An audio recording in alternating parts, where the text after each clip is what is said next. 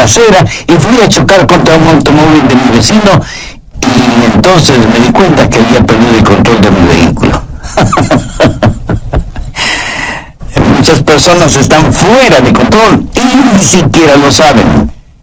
Y el estar fuera de control es lo que la Biblia llama las obras de la carne, porque o las obras del Espíritu o las obras de la carne controlarán nuestra vida. Por favor, busque Gálatas 5:19 y manifiestas son las obras de la carne.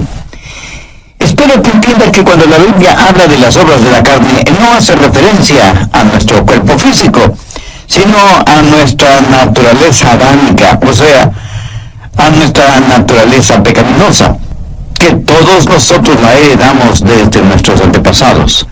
¿Cuáles son las obras de la carne? Desde el verso 19 tenemos una larga lista de las obras de la carne, comenzando con adulterio. Y adulterio significa unión sexual con otra persona que no es su cónyuge. Y cuando usted vive en adulterio, vive bajo el control de la carne, o sea, vive una vida descontrolada. Segundo, fornicación. Y la fornicación es sencillamente cualquier actividad sexual antes del matrimonio. La Biblia enseña sin dudas, sin titubeos, sin apologías y sin equivocación, enseña la castidad prematrimonial y la fidelidad matrimonial. Cualquier persona que vive una vida de fornicación, vive una vida descontrolada. Tercero, inmundicia. Aquí específicamente se refiere a pensamientos sucios, impuros, depravados. Una persona que lee o se deleita mirando pornografía o películas explícitamente sexuales o cosas por el estilo, es una persona que vive en la inmundicia de las obras de la carne, o sea que vive una vida descontrolada. Cuarto, lascivia. Aunque esa es una palabra que no se la usa frecuentemente, literalmente significa falta de control o lo que podríamos llamar sensualidad. El vivir para los sentidos. Y esto no es necesariamente sexual. Puede ser la borrachera, la glotonería, o sea, un desordenado deseo por la comodidad, la ociosidad, el complacer a sus 5 sentidos, dejar que ellos controlen su forma de vivir. Eso también es una vida descontrolada. Quinto, idolatría. Y usted me dirá, pastor, nosotros somos gente moderna, civilizada. Nosotros no somos idólatras. Permítanme hacer una pregunta. ¿Qué es un ídolo? Ídolo es cualquier persona o cosa que para usted es más importante que Dios. Cualquier cosa a la que ame más, tema más y sirva más que a Dios, eso es un ídolo. Y puede ser su familia, sus negocios, sus distracciones, sus pasatiempos.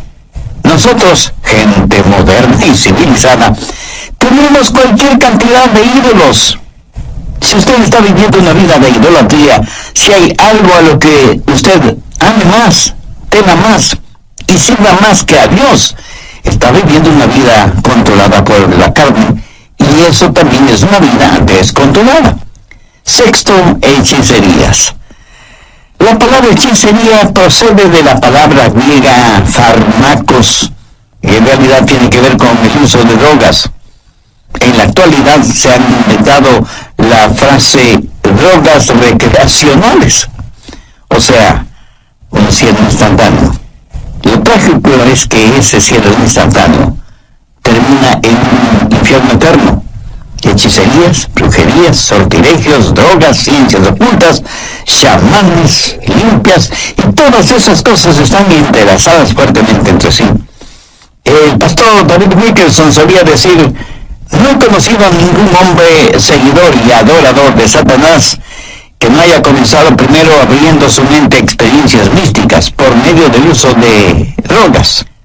Las obras de la carne siempre guían a una vida desordenada. Sexto, enemistades. ¿Está usted guardando algún rencor o resentimiento? ¿Está llevando algún odio en su corazón? Si usted tiene alguna amargura, algún rencor contra alguien, su vida está siendo controlada por su carne y por lo tanto está fuera de control. Séptimo, pleitos. Ahora esto conlleva la idea de división, de contienda. Parece que a algunas personas les encanta el comenzar algún argumento. No se llevan bien con nadie. Son como un puercoespín. Aunque tienen buenos puntos, es casi imposible acercarse a ellos.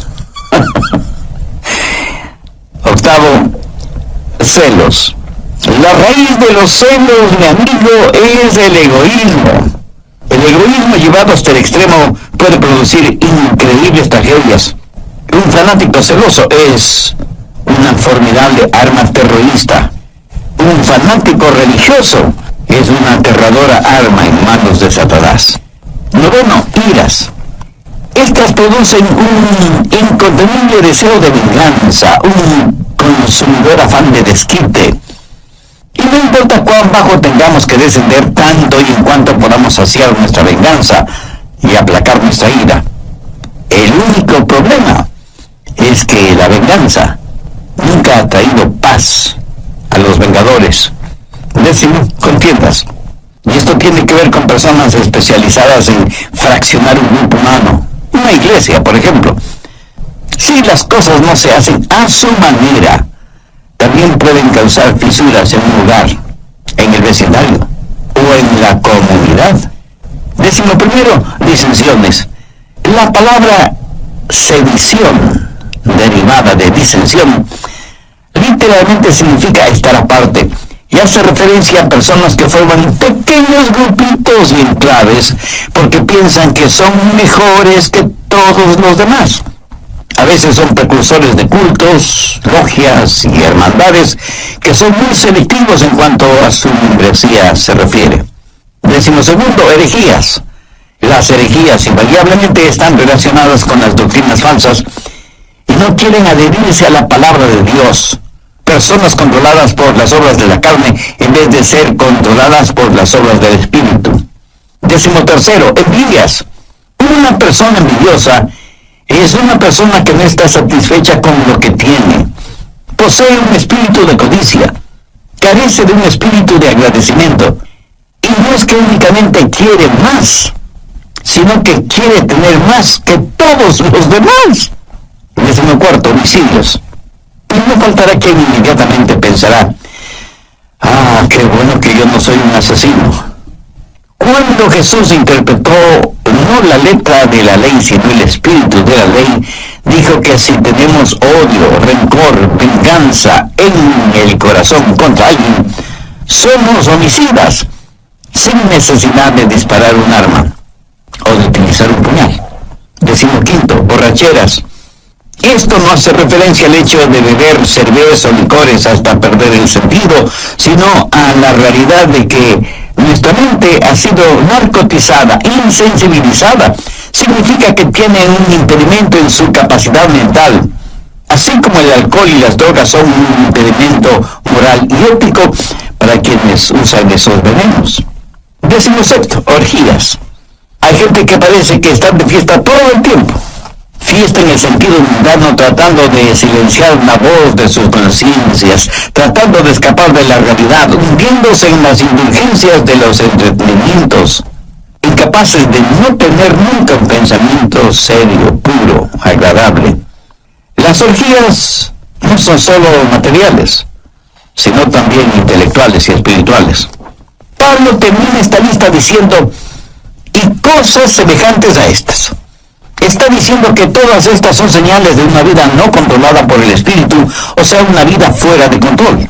¿Cuál es el resultado?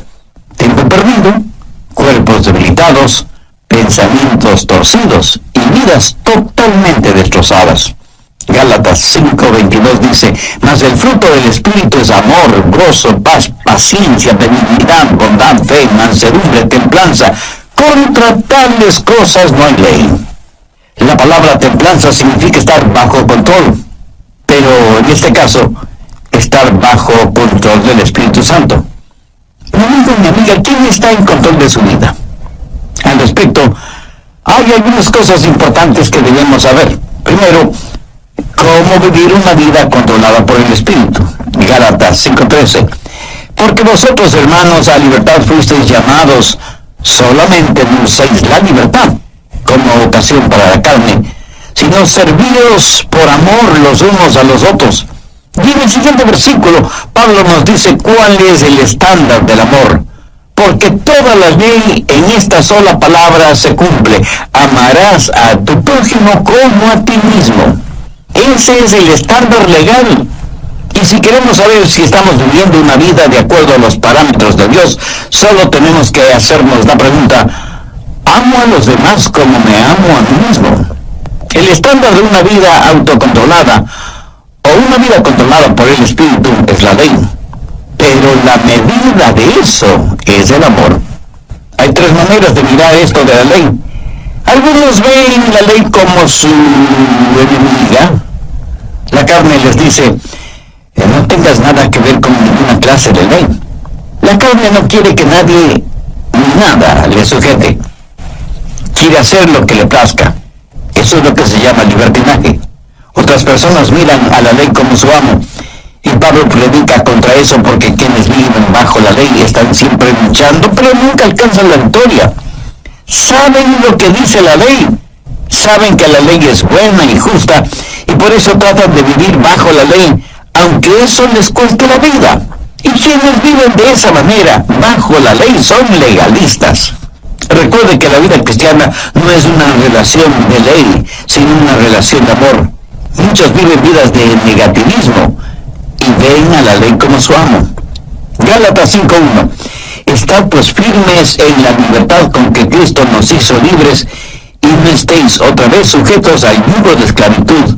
Bueno, ¿y cuál es el yugo de esclavitud? Es el del esfuerzo propio.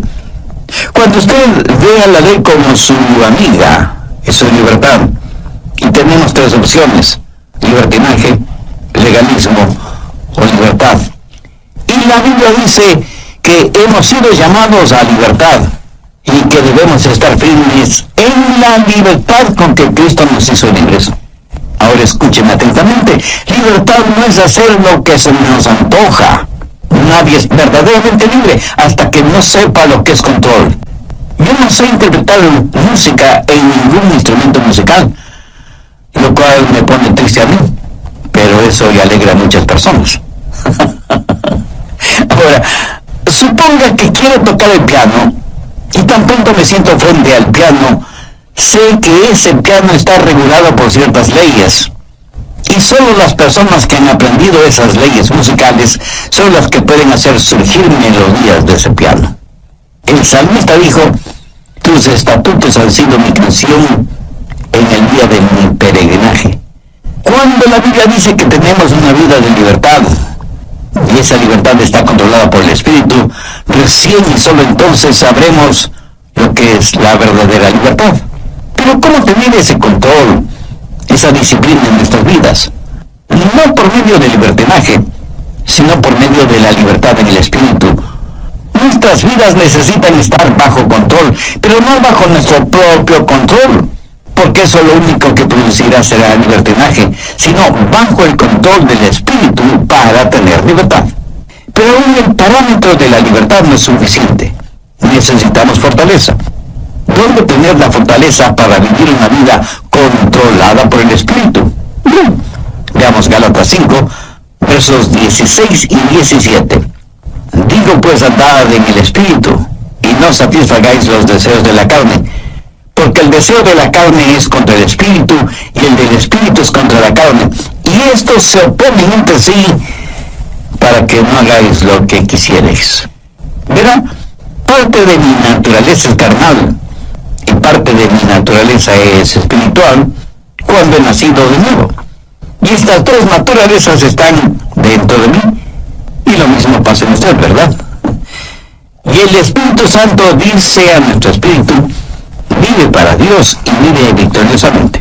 Es una especie de guerra civil dentro de nosotros, y por nosotros mismos no podemos tener la victoria. Entonces, ¿qué hacer? Verso 16. Andad en el Espíritu y no satisfagáis los deseos de la carne. Note que no dice satisfacer los deseos de la carne para que podáis andar en el Espíritu. Eso es legalismo, y es el sendero por el cual caminan millones de seres humanos. Si alguna lección espiritual he aprendido y sigo aprendiendo, es que no puedo caminar en el Espíritu si lo que me interesa es complacer los deseos de la carne. La santidad no es el camino hacia Cristo. Cristo es el camino hacia la santidad. ¿Dónde conseguir esa clase de fortaleza?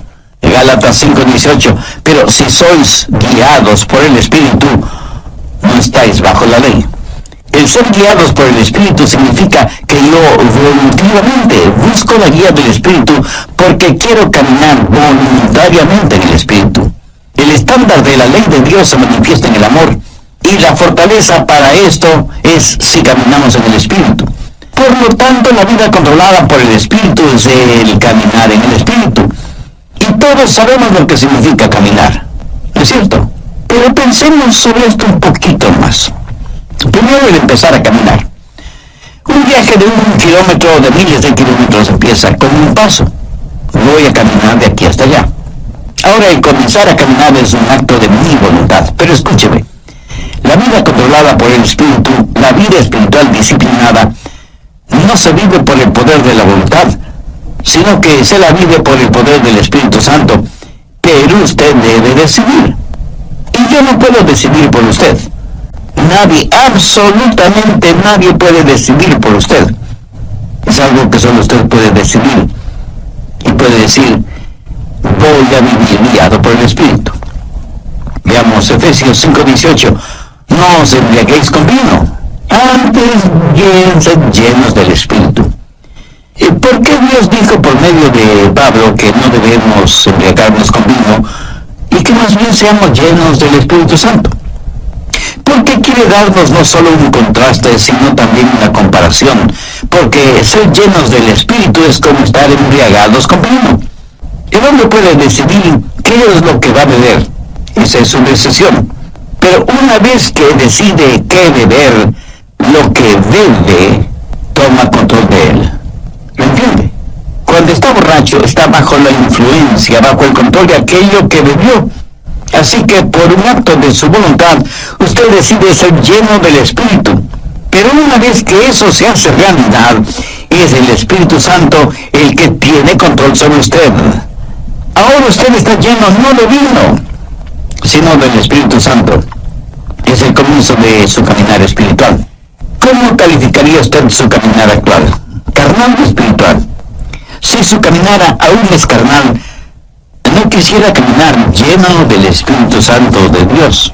Para obtenerlo, humíllese delante de Dios, arrepiéntase de sus pecados, acepte el sacrificio que Jesús hizo en la cruz para pagar la deuda de sus pecados y pídale que le perdone, que le limpie, que le sane espiritualmente y que le haga un instrumento útil. Irving Bravelo, les enviamos un saludo cordial desde nuestros estudios en Memphis, Tennessee. Hoy, el doctor Adrian Rogers, en la voz del pastor Lenín Villarón, nos entrega la segunda parte de su mensaje, cómo tener una vida controlada por el Espíritu. Desde el programa anterior estamos estudiando cómo tener una vida controlada por el Espíritu, teniendo como base bíblica lo que el apóstol Pablo dice en Gálatas 5, desde el verso 19 hasta el 23. Y manifiestas son las obras de la carne, que son adulterio, fornicación, inmundicia, lascivia, idolatría, hechicerías, enemistades, pleitos, celos, iras, contiendas, disensiones, herejías y cosas semejantes, acerca de las cuales os amonesto, como ya os lo he dicho antes, que los que practican tales cosas no heredarán el reino de Dios. Mas el fruto del Espíritu es amor, gozo, paz, paciencia, benignidad, bondad, fe, mansedumbre, templanza. Vimos también algo detalladamente el significado de estas obras de la carne, e hice énfasis en primer lugar en cómo vivir una vida controlada por el Espíritu, porque como también lo dijo Pablo en Gálatas 5:13, porque vosotros, hermanos, a libertad fuisteis llamados. Solamente no uséis la libertad como ocasión para la carne, sino serviros por amor los unos a los otros. Y en el siguiente versículo, Pablo nos dice cuál es el estándar del amor, porque toda la ley en esta sola palabra se cumple: amarás a tu prójimo como a ti mismo. Bien, continuemos. Segundo, la circunferencia de su caminar. ¿Qué significa caminar en el Espíritu? Note que no dice caminar con el Espíritu. Tampoco dice caminar siguiendo al Espíritu. Claramente dice andar en el Espíritu. Para mí, eso significa que el Espíritu debe ser la circunferencia de su caminar. Por ejemplo, si yo le dijera a usted, camine en este edificio, significa que usted debe estar en ese edificio. El perímetro del edificio es la circunferencia dentro de la cual usted puede caminar. Si usted se sale del edificio, ya no estará en el edificio. Espero que lo entienda. Todos los países del mundo tienen sus fronteras. Para poder viajar de un país a otro, usted necesita un pasaporte con la visa respectiva. Y con eso usted puede viajar libremente de un país a otro. Pero a veces los países, por motivos de seguridad interna, cierran sus fronteras. Y uno puede llegar hasta la frontera, pero no puede pasar la frontera. Esa frontera es el límite de su caminar o de su viaje. Por analogía, el Espíritu Santo de Dios debe ser el elemento en el cual usted camina. El Espíritu debe ser el medio ambiente de su vida. Usted como que se encierra, se cubre, se cobija con el Espíritu Santo de Dios. ¿Está usted haciendo eso? Le puedo asegurar que su carne no quiere que haga eso. ¿Sabe por qué? Porque la carne le dirá, mira, no seas tonto. Fuera del Espíritu Santo puedes tener placeres y hacer cosas que necesitas para ser feliz. Escúcheme, una persona que tiene su vida controlada por el Espíritu Santo ha llegado a una conclusión terminante. No hay nada que valga la pena fuera de Jesús. Cuando usted pueda decir eso, es que está caminando en el Espíritu. No hablo del hecho real de que usted tiene que comer, dormir, trabajar, descansar, gozar de vacaciones y todas estas cosas. Todas estas cosas usted las necesita ver dentro del contexto de que el Espíritu Santo de Dios está guiando y dirigiendo su vida. Usted debe aprender a caminar dentro de la circunferencia y los parámetros del Espíritu Santo. Y cuando usted se salga de esa circunferencia, el Espíritu Santo le dirá, mire, estás cruzando el límite. Y usted retrocede y se arrepiente. Eso, mi amigo, es una vida controlada por el Espíritu Santo de Dios. Tenemos entonces el comienzo de nuestro caminar, la decisión del paso que vamos a dar y la circunferencia dentro de la que podemos caminar en el Espíritu. Pero todavía hay algo muy importante. Tercero, la continuación de nuestro caminar. Gálatas 5:16 dice, digo pues, andad en el Espíritu. Andad, en el original griego, conlleva la idea de mantenerse caminando. ¿Pero qué es caminar?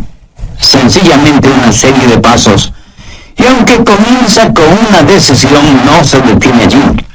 La vida controlada por el Espíritu es una crisis que comienza con lo haré, pero es seguida por un proceso realizado un paso a la vez. Lo dije ya hace algunos minutos. Un viaje de 1 kilómetro o 1000 kilómetros comienza con el primer paso. Pero usted no se detiene después del primer paso, sino que sigue caminando paso por paso sin detenerse. Digo, si es que usted quiere llegar a alguna parte. Dicen que muchos caminan muy a prisa para llegar a un lugar que no conocen. Y estando ahí, no saben qué hacer. Despistados. Anota al margen Colosenses 2:6. Este es un versículo clave en una vida controlada por el Espíritu. Si usted está cansado y enfermo de las obras de la carne, si quiere tener la libertad y el gozo de pertenecer a los hijos de Dios, quiero que grabe en su mente y en su corazón Colosenses 2:6. Por tanto, de la manera que habéis recibido al Señor Jesucristo, andad en Él. Mi amigo, es muy importante que usted entienda bien esto. Si usted ha recibido al Señor Jesucristo en su vida, debe caminar en Él. Si yo le pregunto a usted si ya es salvo, y usted me responde afirmativamente, tácitamente me está diciendo que ya ha recibido al Señor Jesucristo como su Salvador. Por favor, escúcheme con atención. Si eso es cierto, o sea que usted ya es salvo o salva, entonces quiere decir que usted está caminando en Él. Bien, me permite hacerle una pregunta. ¿Cómo recibió usted al Señor Jesucristo? Y probablemente usted me dirá, porque me arrepentí de mis pecados y deposité toda mi confianza y fe en Él. Muy bien, por arrepentimiento y fe. ¿Qué es lo que dice Pablo en Colosenses 2:6? Por tanto, de la manera que habéis recibido al Señor Jesucristo, andad en Él. Entonces, ¿cómo puede usted vivir una vida victoriosa? De la misma forma en que recibió a Cristo, por arrepentimiento y fe. Pero deseo que note las tres últimas palabras del verso 6. Andad en Él. Y andad quiere decir caminar. Y el caminar se lo realiza un paso a la vez. Y usted necesita sus dos piernas para caminar. No sé si se habrá dado cuenta, pero cuando caminamos estamos desbalanceados por fracciones de segundo cuando levantamos una pierna antes del siguiente paso. Le puedo asegurar que si usted está caminando y se queda con una pierna levantada por breves segundos, a menos que usted tenga un excelente sentido del equilibrio, terminará cayéndose. Así que ya puede ver la importancia de sus dos piernas al caminar. Ahora, ¿cuáles son las dos piernas de la vida cristiana? Arrepentimiento y fe. Pablo dice enfáticamente que si por arrepentimiento y fe hemos recibido al Señor Jesucristo, en arrepentimiento y fe debemos caminar en Él. Pero arrepentimiento y fe no es algo que usted hizo para salvarse, sino que es la forma de vivir de una vida controlada por el Espíritu. Y caminamos en el Espíritu para no cumplir con los deseos de la carne. ¿Cómo caminamos por arrepentimiento y fe? Entendamos lo que es arrepentimiento. Escuche atentamente lo que voy a decir, porque seguramente no será lo que usted piensa es el arrepentimiento, ni será lo que muchos definen como arrepentimiento. Arrepentimiento es la manera en que Dios se revela a nosotros, y fe es la manera en que Dios nos revela a Jesús. Y quiero que entienda bien esto, por eso vale la pena repetirlo. Arrepentimiento es la manera en que Dios se revela a nosotros, y fe es la manera en que Dios nos revela a Jesús. Arrepentimiento es cuando yo veo que estoy en bancarrota espiritual, y fe es cuando veo la gloria de Él. Cuando usted se salvó, cuando yo me salvé, lo hicimos por arrepentimiento y fe. Permítame compartir un poquito de mi testimonio personal. Cuando no era más que un muchachito, un jovencito, no sabía mucho de religión, y mucho menos de teología, por supuesto. Pero mi corazón tenía hambre de Dios. Luego escuché a un pastor predicando el mensaje de salvación y diciendo que solo en Jesucristo podríamos ser salvos. Hice esa decisión y le entregué mi corazón y mi vida al Señor Jesucristo. Le entregué todo lo que sabía de mí a todo lo que sabía de Él. Y francamente debo reconocer que yo sabía muy poco sobre mí mismo y obviamente muy poco sobre Jesús. Hasta ese momento no me había dado cuenta cuán pecador era, y muchísimo menos cuán glorioso era Jesucristo. Por eso digo que le entregué todo lo que sabía de mí a todo lo que sabía de Él. Pero desde entonces aprendí mucho acerca de mí, y lo que aprendí acerca de mí no era muy agradable que digamos. Y aprendí mucho acerca de Jesús, y Él es mejor, muchísimo mejor de lo que yo pensaba que era. Y porque recibí a Cristo con arrepentimiento y fe, comencé a caminar en Él. ¿Sabe por qué? Porque cada día aprendo más sobre mí, y mientras más aprendo sobre mí, más tengo de qué arrepentirme. Pero también aprendo más sobre Él, y mientras más aprendo acerca de Él, más y más confío en Él. ¿Lo entiende? Arrepentimiento y fe. A lo mejor a veces usted piensa, creo que realmente no soy salvo, porque si fuera salvo, ¿por qué tengo esta gran convicción de mi pecado? Mi amigo, usted tiene esa gran convicción de su pecado precisamente porque es salvo, y está aprendiendo más sobre usted y más acerca de Jesús. Esa convicción no es una señal de que no es algo, sino más bien una señal de que usted finalmente está entendiendo el significado de una vida controlada por el Espíritu. Lo que estoy diciendo sencillamente es que hay un comienzo en nuestro caminar espiritual, así como tuvimos un comienzo en nuestro caminar físico, biológico.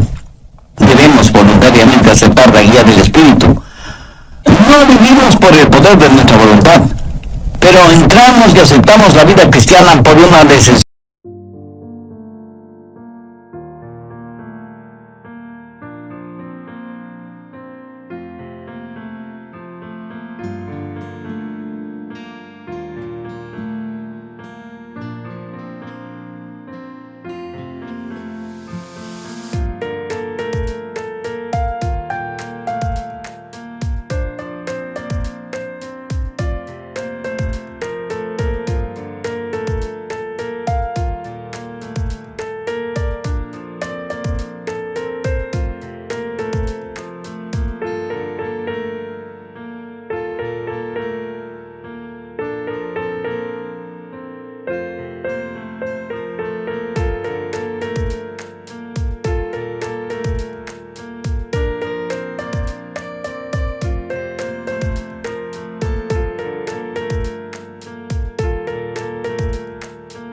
Voluntariamente de nuestra parte. Sabemos que hay parámetros, límites circunferenciales para nuestro caminar en el Espíritu y que nuestro caminar no se detiene, sino que continúa paso a paso. Por tanto, de la manera que habéis recibido al Señor Jesucristo, andad en Él. Arrepentimiento y fe, dar todo lo que sé de mí a todo lo que sé de Él.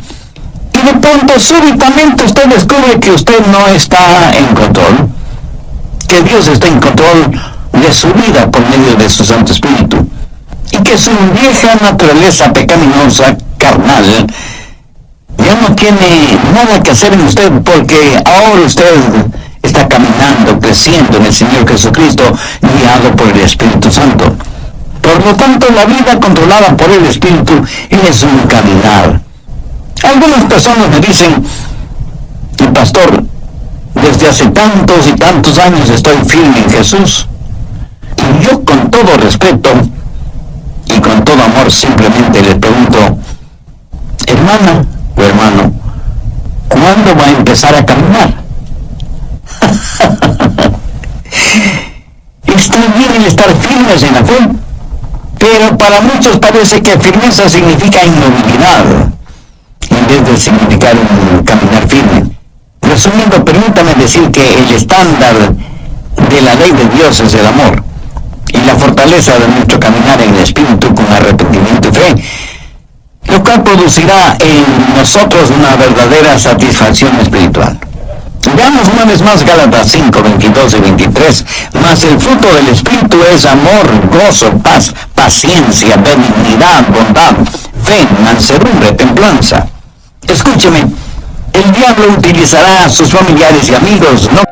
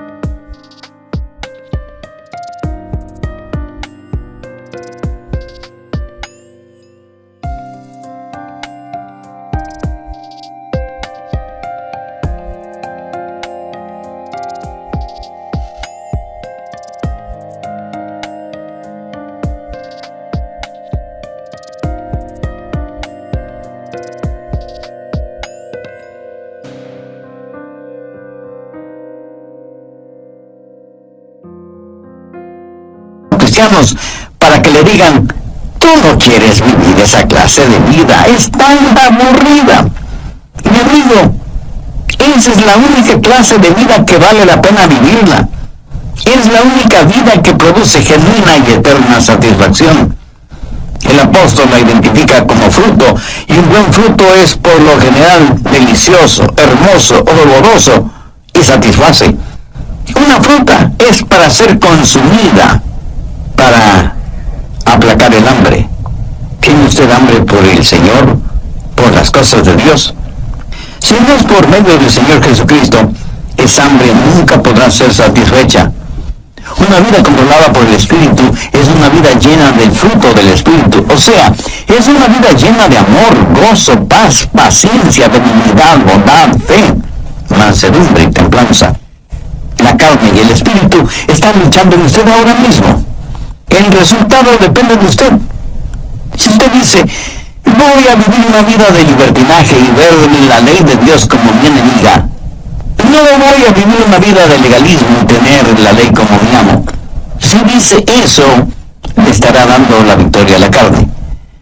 Pero si dice, voy a tener a la ley como mi amiga, voy a vivir una vida de verdadera libertad, voy a buscar la fortaleza del Espíritu Santo y buscar voluntariamente la guía del Espíritu Santo y dejar que Él marque los parámetros normativos de mi vida y que me ayude a encontrar todo en Jesucristo. Voy a caminar un paso a la vez en arrepentimiento y fe.